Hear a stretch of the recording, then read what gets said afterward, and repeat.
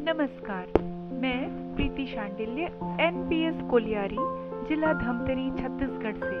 बच्चों, आज आप सभी के साथ स्वामी विवेकानंद जी की वीरता से भरी कहानी साझा कर रही हूँ। स्वामी विवेकानंद जी भारतीय स्वतंत्रता आंदोलन में आपने जोशीले व्याख्यानों का लेखों के माध्यम से जान फूंकने तथा भारत के आध्यात्मिक नेतृत्व को विश्व पटल पर पुनर्स्थापित करने वाले युग पुरुषों में स्वामी विवेकानंद एक ऐसे महापुरुष थे जिन्होंने विचारों ने न केवल अपनी पीढ़ी के लोगों को प्रभावित किया, बल्कि आने वाले कई पीढ़ियों के लिए भी वे जीवन के प्रति एक सुस्पष्ट मार्ग प्रशस्त कर दिया। स्वामी विवेकानंद का जन्म 12 जनवरी 1863 को कलकत्ता में हुआ। उनके बचपन का नाम नरेंद्रनाथ दत्त था। उनके पिता विश्वनाथ दत्त कलकत्ता के मशहूर वकील थे। माता भुवनेश्वरी देवी धार्मिक विचारों वाली महिला थी। उनके विचारों पर अपने माता पिता का काफी प्रभाव पड़ा। जिस समय बालक नरेंद्रनाथ दत्त 13 वर्ष के थे, अपने पिताजी के साथ रायपुर आए। उनके पिताजी किसी मुकदमे के सिलसिले में रायपुर आए थे। वे रायपुर के बूढ़ापारा मोहल्ला में एक मकान किराए पर लेकर लगभग 2 वर्ष रहे। वे बचपन से ही बहुत साहसी, तर्क शक्ति में निपुण, स्पष्टवादी एवं कुशाग्र बुद्धि के थे। उनकी स्मरण शक्ति विलक्षण एवं असाधारण थी। सन 1879 में नरेंद्रनाथ ने कलकत्ता से हाई स्कूल परीक्षा प्रथम श्रेणी में पास की। सन 1884 में उन्होंने कलकत्ता विश्वविद्यालय से बीए पास किया। उन्होंने भारतीय एवं पाश्चात्य दार्शनिकों एवं विचारकों की रचनाओं का गहन अध्ययन किया। इतिहास उनका प्रिय विषय था। इसी बीच उनके मन में यह विचार उठा कि ईश्वर यदि कुछ नहीं है, सब ढकोसला है।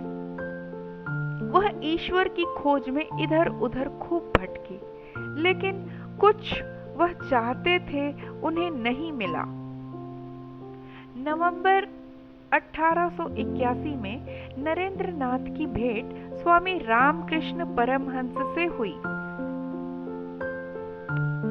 नरेंद्रनाथ ने उनके सत्संग से लाभ उठाना प्रारंभ किया।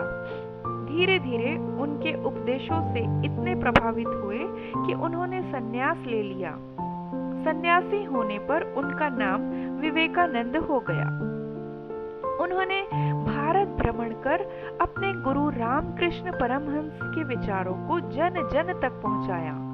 संपूर्ण देश में फैली गरीबी और लोगों के कष्टमय जीवन को देखकर वे द्रवित हो उठे। उनके मन में यह विचार उत्पन्न हुआ कि एक सच्चे धार्मिक व्यक्ति का प्रथम दायित्व दुखी एवं दरिद्र लोगों की सेवा तथा सहायता करना होना चाहिए। स्वामी विवेकानंद को भारत की संस्कृति और आध्यात्मिक धरोहर पर बहुत गर्व था। उनकी यह तीव्र इच्छा थी कि भारतीय संस्कृति और हिंदू धर्म के आध्यात्मिक संदेश का प्रचार प्रसार विदेशों में भी करें।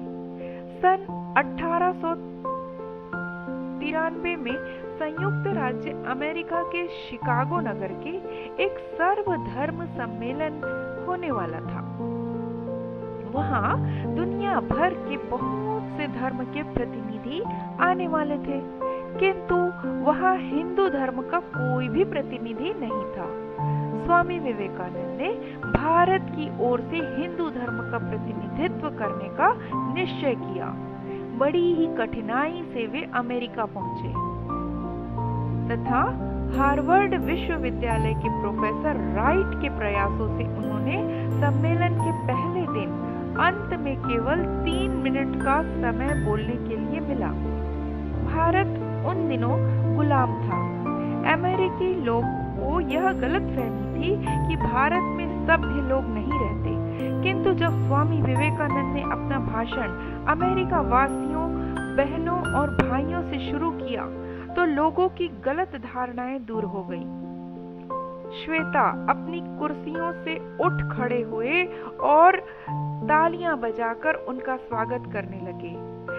वे एकमात्र ऐसे वक्ता थे जिन्होंने औपचारिक शब्दों के स्थान पर इन आत्मीय शब्दों का संबोधन किया, जिससे सभी श्रोता ओतप्रोत हो गए।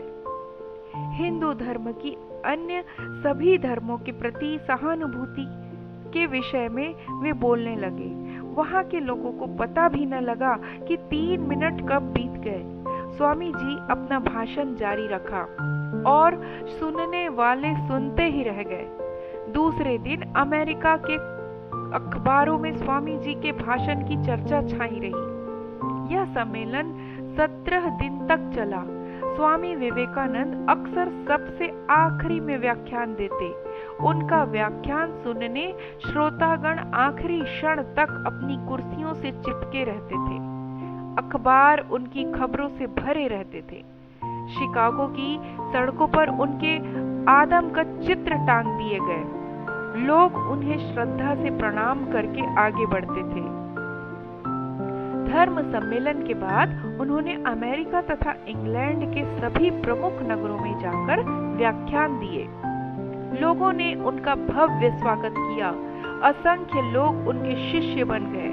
पश्चिम से भौतिकवादी दृष्टिकोण से प्रभावित लोगों ने सम्मुख भारत के आध्यात्मवाद का महान और गौरवयुक्त आदर्श प्रस्तुत कर स्वदेश लौटने पर विवेकानंद ने भारतीयों की अंतरात्मा जगाने और देशवासियों की सेवा के लिए संगठन के माध्यम से कार्य करने की इच्छा 1897 में कलकत्ता के गंगा तट पर वेलूर नामक स्थान पर रामकृष्ण मिशन की स्थापना की। कुछ समय बाद उन्होंने अल्मोड़ा से 50 मील दूर स्थित मायावती नामक स्थान पर अद्वैत आश्रम स्थापित किया। सन 1899 में स्वामी विवेकानंद ने दूसरी बार भगिनी निवेदिता तथा स्वामी तुरायानंद के साथ पश्चिमी देशों की यात्रा की। इस बार उन्होंने अमेरिका, पेरिस तथा मिस्र से कई शहरों में व्याख्यान दिए। अत्यधिक कार्यभार के कारण उनके स्वास्थ्य में गिरावट आती गई। भारत लौटने के बाद भी स्वास्थ्य की लापरवाही करते वे अपने कार्य में लगे रहे। उन्होंने बनारस में संस्कृत और वेदांत के अध्ययन के लिए पाठशाला की स्थापना की। 4 जुलाई 1902 को स्वामी विवेकानंद मात्र 39 वर्षों की अल्पायु में ही देहावसान हो गया। लेकिन भारत देश और भारतवासी जब तक रहेंगे तब तक उनका नाम स्वर्ण अक्षरों से लिखा जाता रहेगा। धन्यवाद।